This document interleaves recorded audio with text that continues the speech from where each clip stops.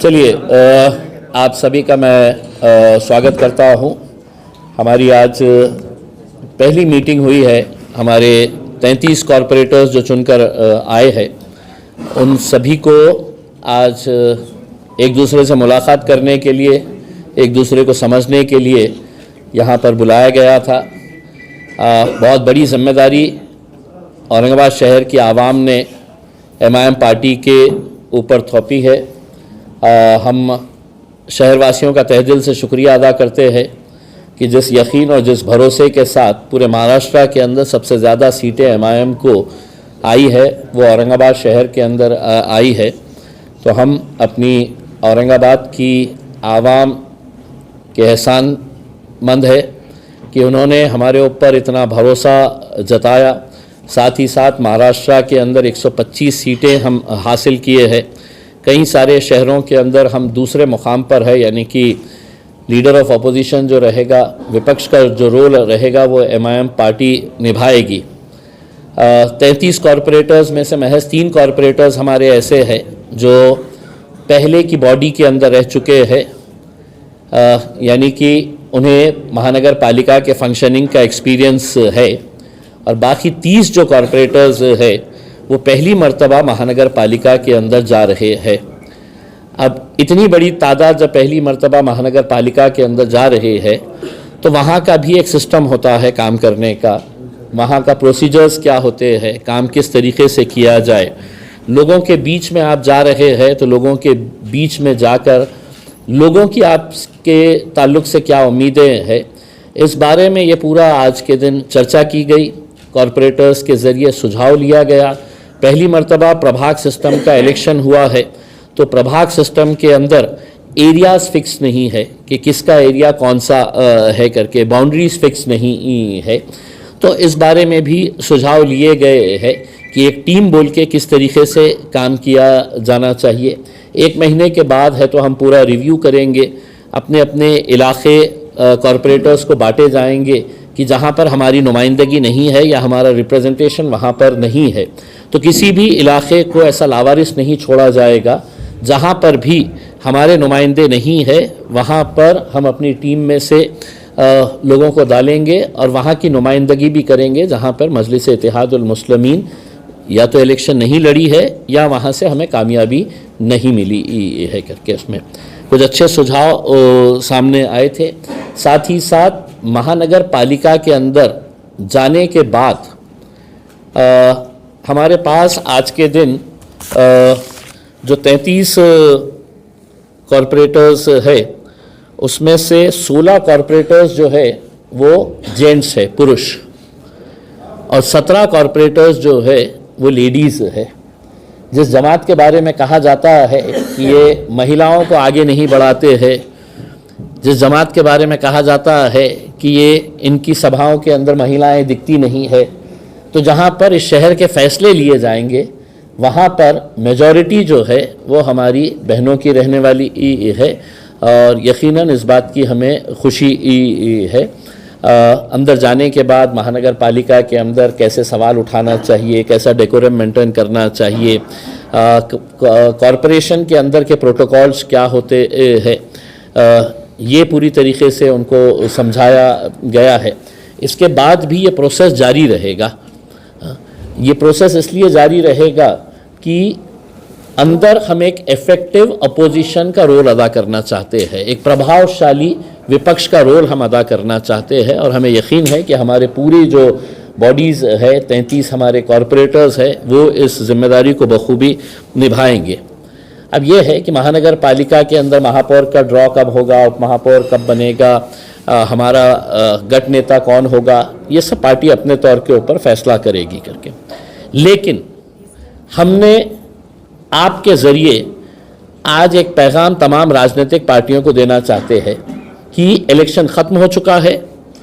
आपने हमारे ऊपर जो भी इल्ज़ामात, जो भी कीचड़ फेंकने का काम किए थे, या हमने आपके ख़िलाफ़ जो भी बातें किए थे, अब उसको सब दरकिनार कर दीजिएगा। इलेक्शन हो गए हैं, नतीजे आ गए हैं, सब सामने आ चुका है। अब इस शहर के विकास के लिए, शहर को बढ़ाने के लिए हम क्या फ़ैसले कर सकते हैं, अच्छा हमारा एजेंडा क्या हो सकता है, जो सभी राजनीतिक पार्टी मिलकर बैठ के इसके ऊपर फैसला करना चाहिए। इलेक्शन से पहले हमने 2 मुद्दे उठाए थे, हमने शहर भर में होर्डिंग्स भी लगाए थे कि अगर हम सत्ता में आते हैं तो 2 चीज़ें हम करेंगे करके। एक तो ये था कि पानी के ताल्लुक से था कि जितने दिन हमें पानी मिलेगा टैक्स उतना ही महानगर पालिका लें, लेकिन अब जो जानकारी मिल रही है कि पानी हम बहुत जल्द मिलना शुरू होगा, जो 8 दिन का था उसका टर्म कम होने वाला है। और दूसरा हमने एक जो प्रस्ताव रखा था और हमारी ख्वाहिश है, हमारी उम्मीद है कि तमाम राजनीतिक पार्टियों ने इसमें हमारा साथ दे और हिंदुस्तान के अंदर जो किसी भी महानगर पालिका के अंदर नहीं हुआ वो फैसला हम चाहते हैं कि सभी राजनीतिक पार्टी एक आवाज़ के अंदर उठाए। और वो फैसला ये रहेगा, हमारी तरफ से हम एक रेजोल्यूशन, पहला ठहराव जो महानगर पालिका के अंदर लेकर आना चाहते हैं वो ये रहेगा कि हमारे शहर के जितने भी महानगर पालिका का जो क्षेत्र है वो पूरे महानगर पालिका के क्षेत्र में से देसी दारू की दुकानें हम वहाँ से शिफ्ट करके देसी दारू की दुकानें महानगर पालिका के क्षेत्र से बाहर हटाया जाए। शहर के अंदर कोई भी देसी दारू की दुकान नहीं रहना चाहिए। इसको अगर आपको रखना ही है तो क्षेत्र से बाहर आप लेकर जाइए। हमारी उम्मीद है कि सत्ताधारी पक्ष भारतीय जनता पार्टी हो या उनके सहयोगी पार्टियां हो या दूसरी जितनी भी पार्टियां हैं, एक अच्छा संदेश पूरे देश भर में पहुंचाने के लिए इस तरह का एक आवाज़ के अंदर ये ठहराव को पास किया जाए, हमारी ऐसी उम्मीद है।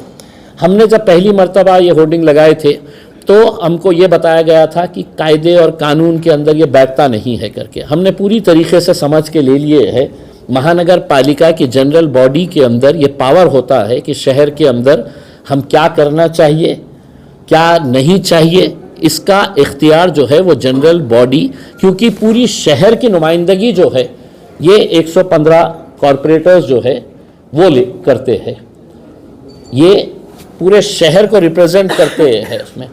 तो अगर पूरा शहर ही अगर ये तय कर रहा है अपने नुमाइंदों के ज़रिए कि हमारे शहर के अंदर हम देसी दारू की दुकानें नहीं चाहते हैं, तो हमारी उम्मीद है कि इस प्रस्ताव के अंदर भारतीय जनता पार्टी हो, एकनाथ शिंदे साहब की शिवसेना हो, अजीत दादा की एनसीपी हो, शरद पवार साहब की एनसीपी हो, कांग्रेस पार्टी हो या वंचित बहुजन आघाड़ी हो, ये सभी लोगों ने पहले दिन की जनरल बॉडी मीटिंग के अंदर पहला ठहराव ये लेकर आए, ये हम उम्मीद करते हैं।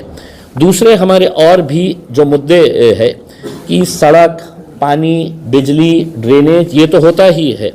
इस शहर के अंदर अच्छे गार्डन्स कैसे बनाए जाए, पार्क्स कैसे बनाए जाए, बच्चों को खेलने के लिए ग्राउंड्स कैसे तैयार किए जाए, इसके ऊपर भी हमने विशेष ध्यान देने के लिए हमारे सभी लोगों को हमने ये बताया है, अपना सुझाव दिया है और इन मुद्दों के ऊपर उन्हें महानगर पालिका के अंदर लड़ने के लिए, आवाज़ उठाने के लिए बोला है। हमारे जो 2 पेट प्रोजेक्ट्स इस शहर के लिए है कि 2 जो मैदान हमारे शहर के अंदर है, एक तो आमखास मैदान है और दूसरा जो रोशन गेट के आगे गिरनी का जो ग्राउंड है, वो ग्राउंड को हम चाहते हैं कि स्टेडियम के अंदर कन्वर्ट किया जाए करके।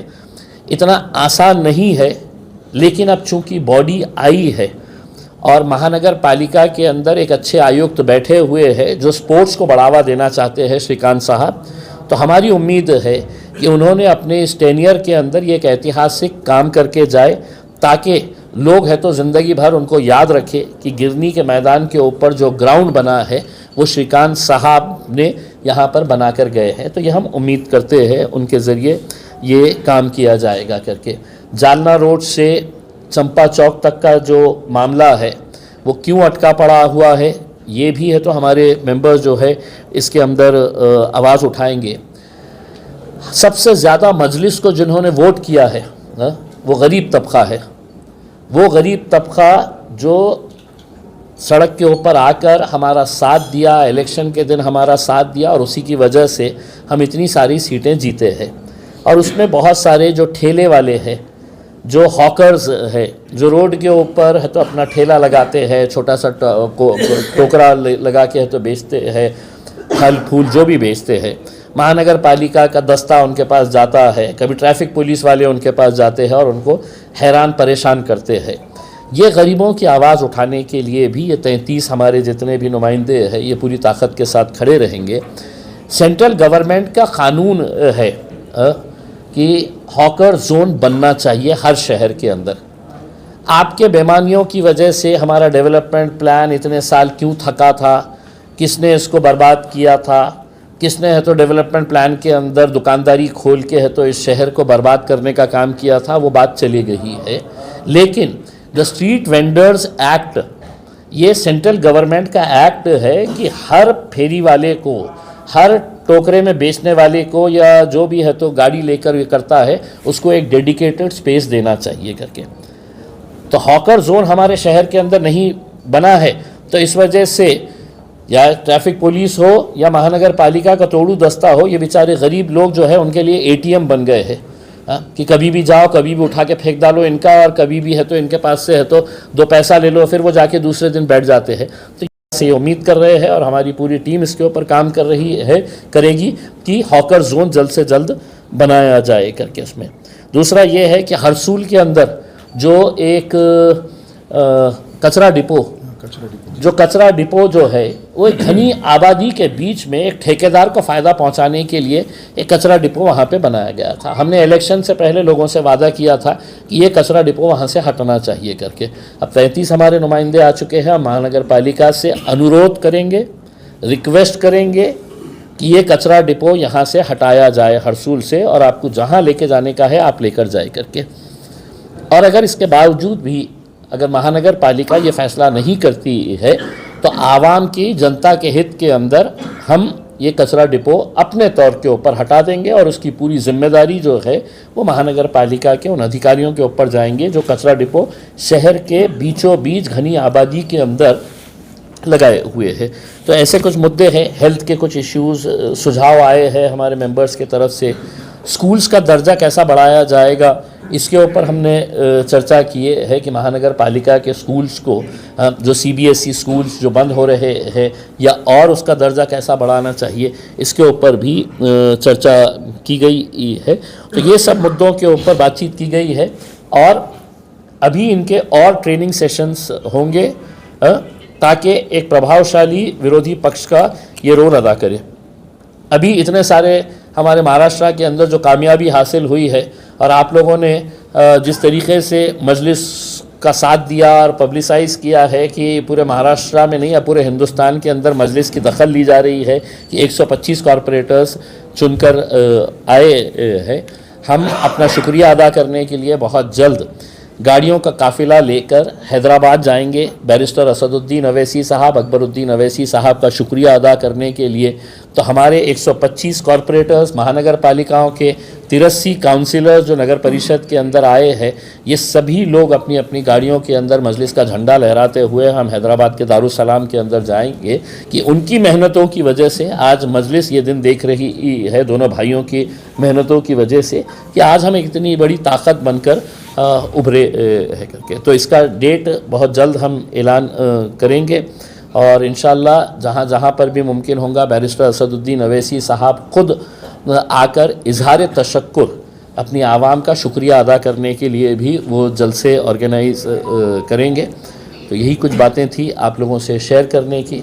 अगर आपके पास कोई सवाल है तो पूछ लीजिएगा। आपने शराब को शहर से बाहर का किया, लेकिन गांजा, चरस, मटन, ये मंशियात की लालच में जो झगड़ा हुआ है शहर, इसके लिए क्या लाया है? देखिए, कम से कम एक संदेश हम ये देना चाह रहे हैं कि हम इस शहर से नशे को पूरी तरीके से ख़त्म करना चाहते हैं करके। अगर आप देखेंगे तो शराब की दुकानों के लिए लाइसेंस लिया जाता है, बटन और गोलियां और चरस और गांजा बेचने के लिए कोई फिक्स दुकानें नहीं है कि जहां पर यहाँ से है तो ये बेचा जा रहा है करके। ये पुलिस डिपार्टमेंट की जिम्मेदारी है। आज अगर पूरा शहर, पूरी राजनीतिक पार्टियां एक आवाज़ के अंदर आती है तो मैं समझता हूँ कि हिंदुस्तान के अंदर एक पैगाम जाएगा कि नशे के ख़िलाफ़ औरंगाबाद के अंदर जितनी भी राजनीतिक पार्टियां हैं अपने राजनीतिक मतभेद, विवादों को भूलकर एक अच्छा फैसला जनता के हित में ले रही है करके। इसका मतलब ये नहीं है कि हम देसी दारू की दुकानें बंद करवा रहे हैं तो दूसरी तरफ हम बोलेंगे कि नहीं बटन का कारोबार चलें करके। इसके लिए भी है तो प्रॉपर रिप्रेजेंटेशन करके पुलिस के ज़रिए है तो ये कारोबार कैसा बंद किया जा सकता है, इसके लिए पूरी की पूरी टीम अपने तौर के ऊपर काम करेगी। नहीं, अभी फ़िलहाल तो देखें कि मतलब ये देसी दारू का, देखिए सबसे बड़ा जो खामियाजा देसी दारू की दुकानों की वजह से हो रहा है, हमारा एससी समाज, दलित समाज जो है, ये सरकारें जो बैठी हुई है, चाहे वो भारतीय जनता पार्टी की सरकार हो या दूसरी एकनाथ शिंदे साहब की सरकार हो, अजीत दादा ने तो ये तय कर लिया था, उन्होंने एक फरमान जारी करा था कि हमने है तो बड़े बड़े मॉल्स के अंदर भी है तो हम वाइन वो करेंगे करके। उस वक्त किसी ने विरोध नहीं किया था। उस वक्त हमने ये बताए थे कि तुम एक दुकान मॉल के अंदर है तो वाइन रख के बताओ, हम फोड़ के रख डालेंगे करके। मजबूरन सरकार को अपना फैसला वापस लेना पड़ा था उसमें। आज शुरुआत तो करते हैं कि आज एससी समाज के ख़ास तौर से जितनी महिलाएं हैं, ये पूरा का पूरा हमें साथ देने के लिए तैयार है। एससी समाज का एक बहुत बड़ा वर्ग है जो इस मुद्दे को बहुत अच्छे तरीके से एक्सेप्ट करेगा। अब देखना यह है कि लोग हमारा साथ देते हैं या बेवड़ों का साथ देते हैं। राजनीतिक पार्टियां बेवड़ों के साथ खड़ी हुई है या एक अच्छा फैसला लेने के लिए हमारे साथ आती है करके। और हम चाहेंगे कि इसके अंदर आप अगर ये प्रस्ताव लेकर आते हैं, सत्ताधारी पक्ष अगर भारतीय जनता पार्टी अगर ये प्रस्ताव लेकर आती है, हम पूरी तरीके से आज ये ऐलान करते हैं, एक आवाज़ के अंदर हमारे 33 के 33 कॉरपोरेटर्स जो है इसका साथ देंगे। विरोधी पक्ष नेता, गट नेता, कॉप मेंबर्स कौन रहेंगे ये पार्टी फैसला करेगी, बहुत जल्द फैसला करेगी।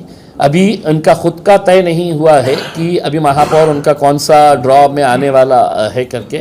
आपके ज़रिए मैं कुछ लोगों को ये बताना चाहता हूँ कि बराए करम मेहरबानी, हमने ये जो टिकटें जो दिए हैं ये किसी के मशवरे से दिए नहीं है, तो हमको फ़ोन करके परेशान ना करे या हमको व्हाट्सअप करके परेशान ना करे कि इसको कॉप मेंबर बना दे करके। थोड़ा बहुत ज्ञान हमारे में है कि हमको किसको देना है, किसको नहीं देना है, किसको गट नेता बनाना है, किसको विरोधी पक्ष नेता बनाना है करके ये पार्टी अपने तौर के ऊपर तय करेगी। पिछली बार फाइटिंग का मुद्दा बहुत गजबाया है, इस बार फाइटिंग वगैरह कुछ होने वाले हैं? कहाँ पे? मनपा के अंदर सभागृह में फाइटिंग हुई थी पिछले बार। आगे जवाब देंगे। आपने हरसुल कचरा डिपो को कहा है, एमआईएम ने पड़ेगांव कचरा डिपो के खिलाफ मुहिम चलाई थी, क्या पड़ेगांव के लोगों को इससे निजात मिलेगी? देखिए, पड़ेगांव के लोग अगर इसका विरोध करना चाहते हैं, हम जब हरसूल इलाके में गए थे तो हरसूल इलाके के हमारे चारों भी जो हमारे नुमाइंदे हैं, ये हमारे विजयश्री जाधव, हमारे अशोक हेवराले साहब, अज़हर पठान साहब और यूनुस पटेल साहब की जो बेटी है, इन सब के ऊपर लोगों का यही था कि हम आपका साथ देंगे, अगर आप है तो हमको ये वादा करेंगे कि ये डिपो हटना चाहिए। अगर पड़ेगांव के लोगों को भी अगर ऐसा लगता है कि आपके लिए सरदर्द है, ख़राब है, तो उन्होंने हमारे पास अप्रोच करे, या नहीं तो सत्ताधारी पक्ष के पास जाए। लेकिन हमने तय किया है कि हरसूल का कचरा डिपो हटेगा, मतलब हटेगा।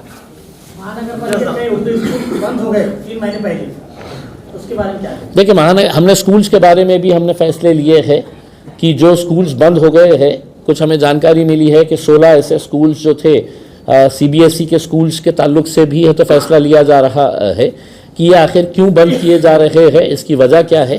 पिछले इतने सालों से चूंकि बॉडी नहीं थी महानगर पालिका के अंदर, तो अधिकारियों ने अपने हिसाब से फैसले लिए हैं। अब अधिकारियों को भी जवाबदेह होना पड़ेगा कि अगर आपने ये फैसला लिए है तो क्यों लिए है, क्या वजह क्या थी करके। इनसे सवाल करने वाला कोई नहीं था, लेकिन अब सवाल करने वाली इतनी बड़ी टीम है। शहर में 4 लाइब्रेरी चलती है तो लाइब्रेरी बंद है।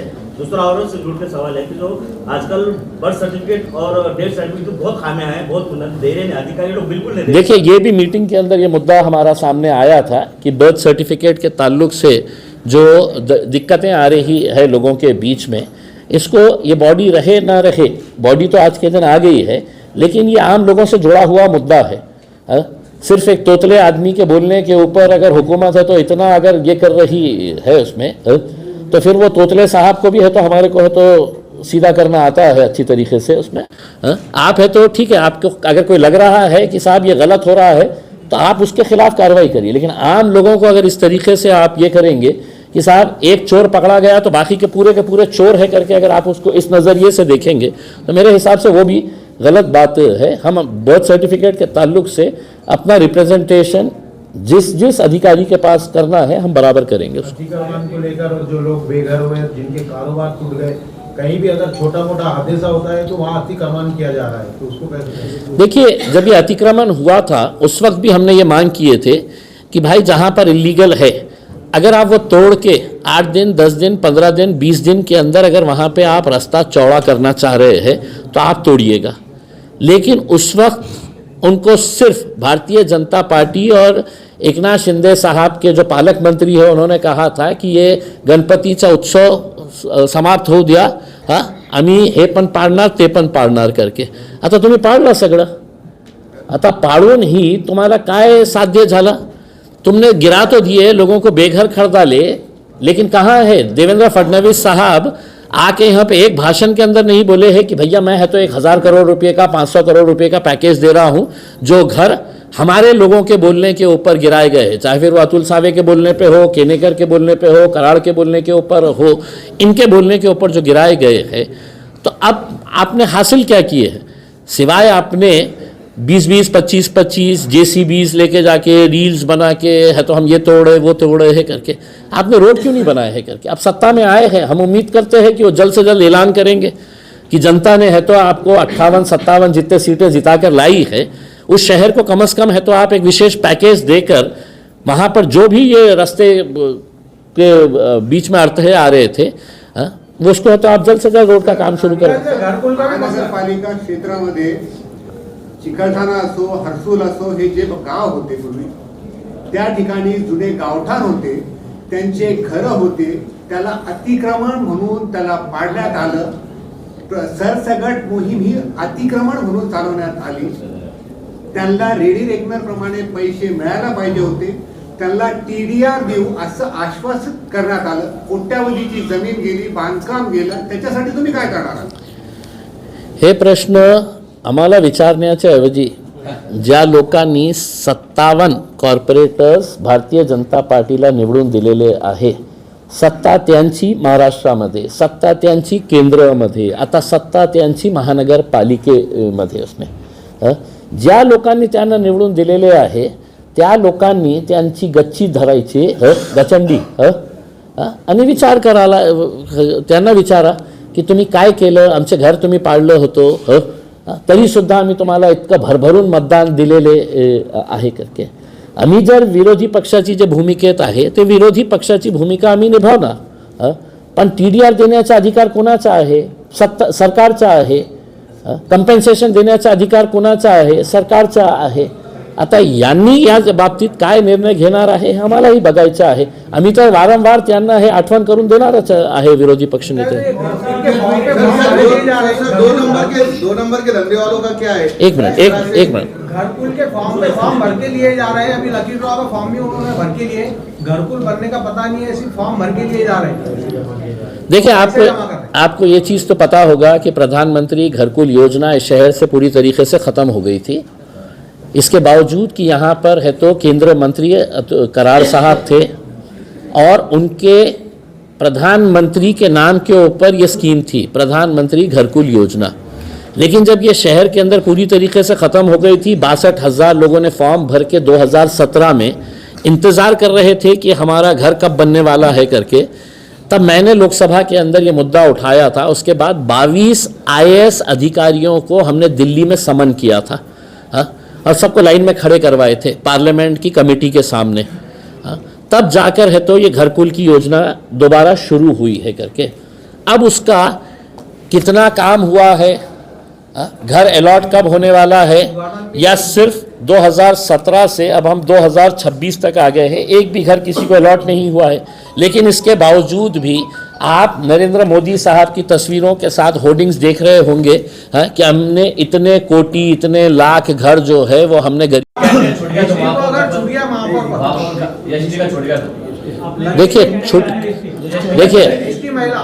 इम्तियाज जलील अगर मुख्यमंत्री हो गया तो ये अगर वजीर आजम बन गए तो है? MIM का इतिहास देखिए एक मरतबा ड्रॉ हो जाने दीजिए, उसके बाद फैसला करें। शहर में वो प्रोजेक्ट चालू है शहर में, प्रोजेक्ट चालू है, एक पानी का है, ड्रेनेज का है, वो 3 साल से अधूरे चल रहे हैं, अभी तक कंप्लीट नहीं हुआ है, कई जगह पता है। नहीं, आप तो पानी का सिर्फ 3 साल का बोल रहे हैं।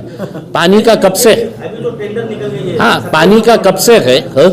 हमारे मेंबर्स ये पूरी तरीके से महानगर पालिका के अंदर हिसाब मांगेंगे कि 350 की 700, 700 से 1400, 1400 से 2200, 2200 से 3000 और 3000 से 3300 करोड़ रुपया ये स्कीम कैसी गई है। या तो सोने की पाइपलाइन डाले है या चांदी का वरख चढ़ाए है, हमें नहीं पता है, लेकिन इसका हिसाब मांगा जाएगा। और जो भी भ्रष्टाचार उसके अंदर हुआ है, चाहे वो एमजेपी ने किया हो या महानगर पालिका के अंदर, इसका हिसाब बराबर लिया जाएगा। अभी मैं नहीं कर रहा हूँ साहब, वो कमिटी डिसाइड कर रही है।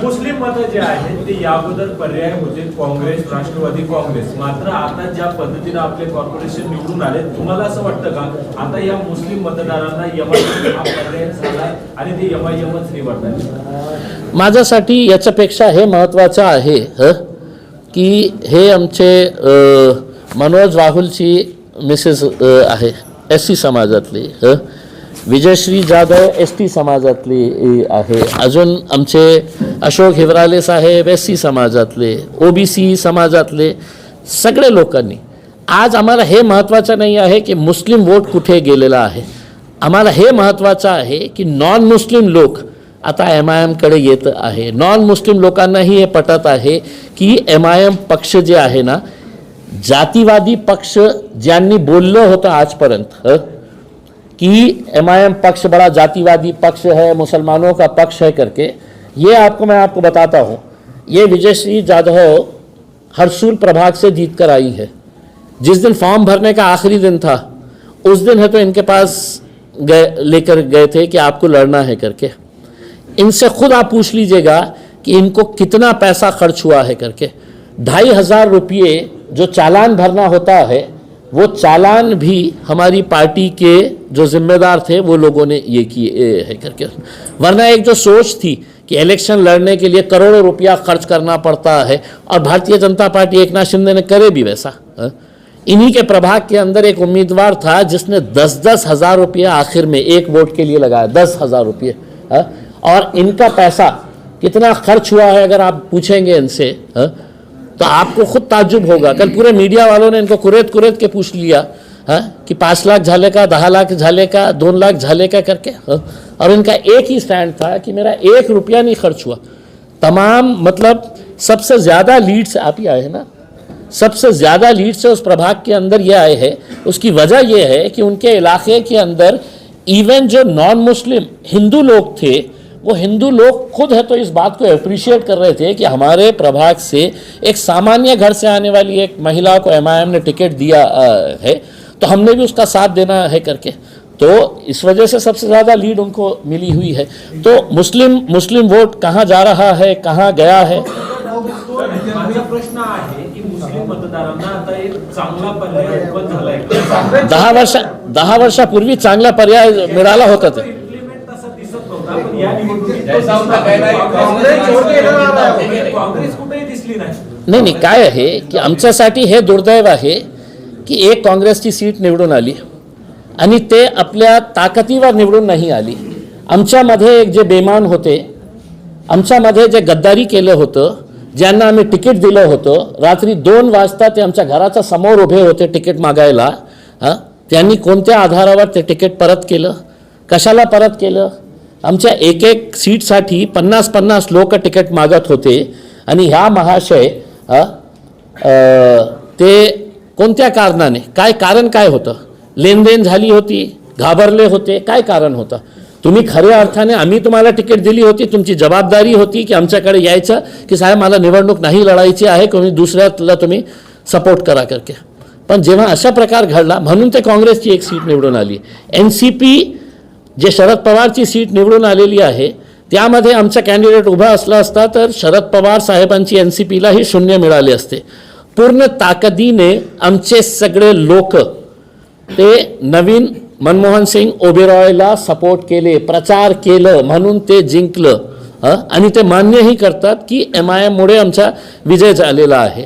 आता भारतीय जनता पार्टी त्यांच्या मागे लागलेले आहे की तुम्ही आमच्या गटामध्ये या करके. तर मी स्वतः त्यांना बोललेलं आहे की तुमचं राजनैतिक जे हे आहे ते संपणार. तुम्ही भारतीय जनता पार्टीसोबत ज्या दिवशी जाणार, तुम्ही समझा कि तुम्हाला माइनॉरिटीज तुमच्यापासून दूर होतील. जिला परिषद के अंदर अभी गठबंधन नहीं किया है. जिला परिषद का इलेक्शन हम लड़वा रहे हैं. हमारी 5 लोगों की कमेटी बनाई गई है. वहाँ पे मेरे ऑफिस के अंदर इंटरव्यूज़ चल रहे हैं. हमें इस बात की खुशी है कि जिस जमात के बारे में कहा जाता था कि सिर्फ एक मुसलमानों की ये जमात है, आज ज़िला परिषद का इलेक्शन लड़ने के लिए हर जाति, धर्म और मज़हब के लोग जो है वो हमारे पास फॉर्म भरे हुए हैं. और हम इस ज़िला परिषद इलेक्शन के ज़रिए एक पैगाम देना चाह रहे हैं कि अब मजलिस जो है सिर्फ शहरों की जमात नहीं है, हम छोटे छोटे गाँवों तक भी पहुँच चुके हैं. ज़िला परिषद भी लड़ रहे हैं, पंचायत समिति भी लड़ रहे हैं.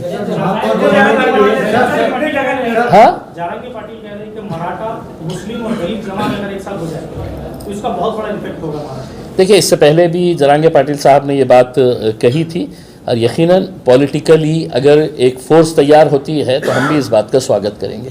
साहब आपसे मालेगांव में आप जो मुद्दा आया था कि शिंदे सेना आपको समर्थन रहा और इस्लाम पार्टी और समाजवादी के साथ और किसी विरोध समर्थन है, अब MIM का क्या रोल रहेगा?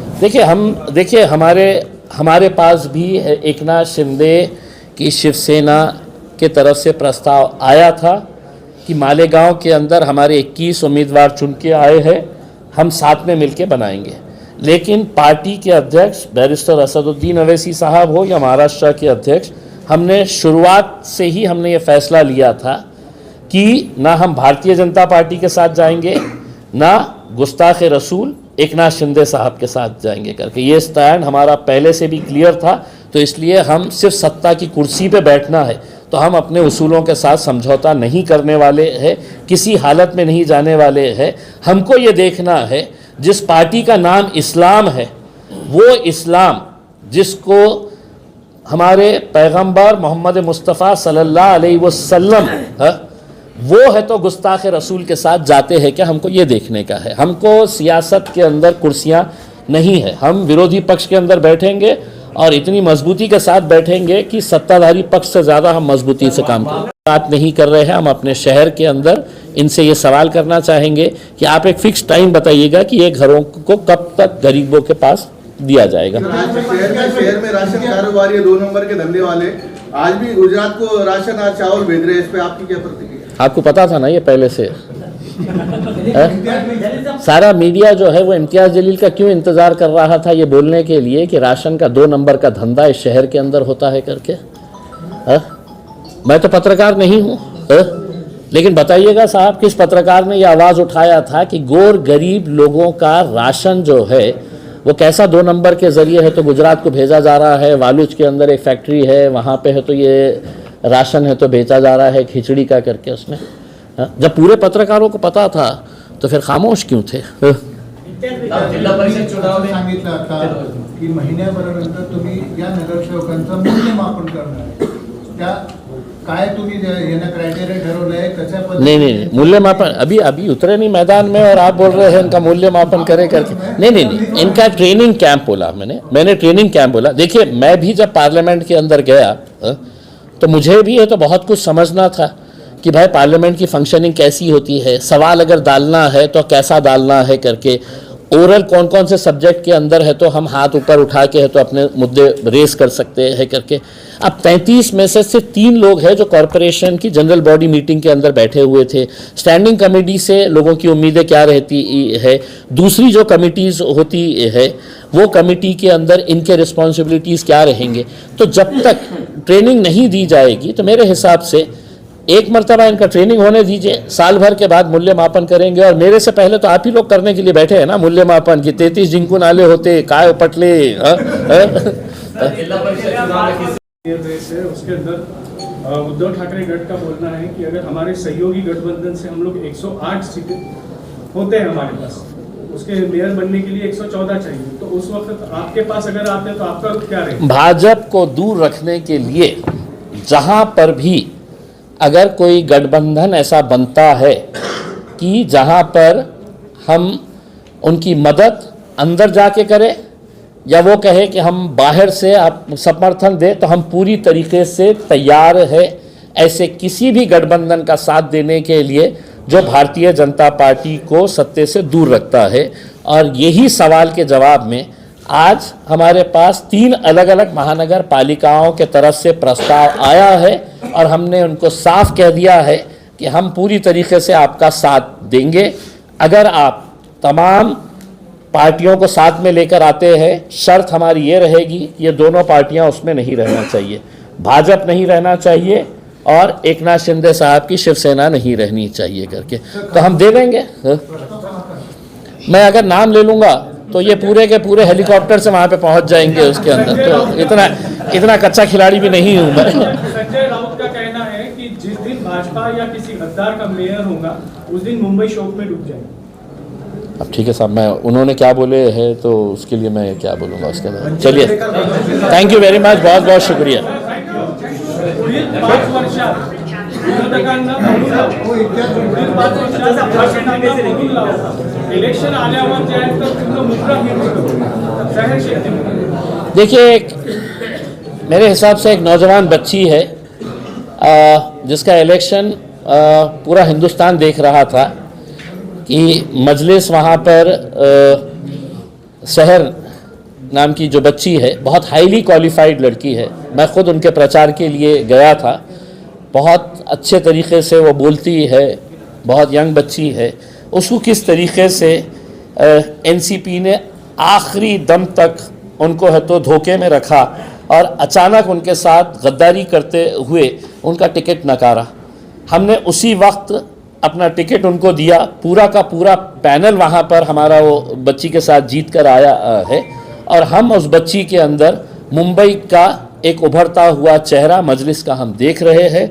हम उस बच्ची के साथ जितने भी लोग चुनकर आए हैं, मुंबई के अंदर 8 सीटों का मतलब ये है कि आज कम से कम हमारे 4 आमदार के बराबर हमने सीटें वहाँ पर हासिल की है। इसमें हमने समाजवादी पार्टी जो ये कह रही थी कि मैं उत्तर प्रदेश का हूँ, उनका नेता ने कहा था कि मैं उत्तर प्रदेश का हूँ, ऐसी कुलाटी मारूंगा और क्या 32 दाता तोड़ डालूंगा, तो पब्लिक ने है तो उनको बगैर कुलाटी मारे हुए उनके 32 के 32 है तो साफ कर डाले हैं इसके अंदर उनके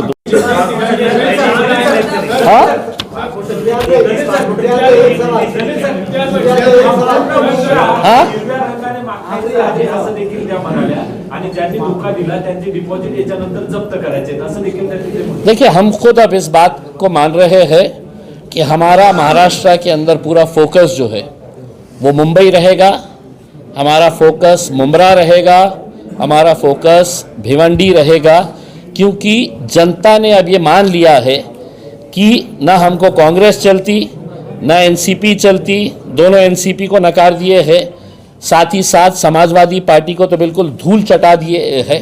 पिछले 2-3 सालों से वो जिस तरीके का प्रचार कर रहे थे, हाँ, तो उनका दावा ये था कि हम बीएमसी के अंदर कम से कम 20 सीटें लेके आए। जनता ने बोला कि तुम बकवास करेंगे तो हम 2 पे लाके छोड़ देंगे, तो 2 पे लाके छोड़ दिए है। इसमें अब पूरा फोकस हमारा जो है हम मुंबई और मुंब्रा और भिवंडी के ऊपर लगाएंगे। बागेश्वर के धीरेन्द्र शास्त्री ने कहा है कि जिस दिन तिरंगे पे चांद आएगा उस दिन एक भी हिंदू देश में नहीं बचेगा, ना शर्मा बचेंगे ना बंदा। कौन बोला है? बागेश्वर धीरेन्द्र शर्मा। कौन है वो? धीरेन्द्र शास्त्री। मैं नहीं पहचानता। छोटे मोटे लोगों से